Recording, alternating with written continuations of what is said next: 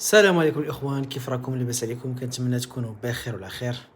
انا درت هاد لا فيديو هادي بغيت غير اش غادي نقول لكم، نشكر فيه دريس الروخ لانه فريمون ابدع في التلفزه المغربيه. الافلام ديالو صراحه شي حاجه لي طوب. فتنظن انكم كاملين غادي تكونوا متفقين معايا انه مسلسل كاينه ظروف من احسن المسلسلات صراحه اللي تبعت هاد العام هذا. تجسد الواقع، يعني المر اللي كنعيشوه.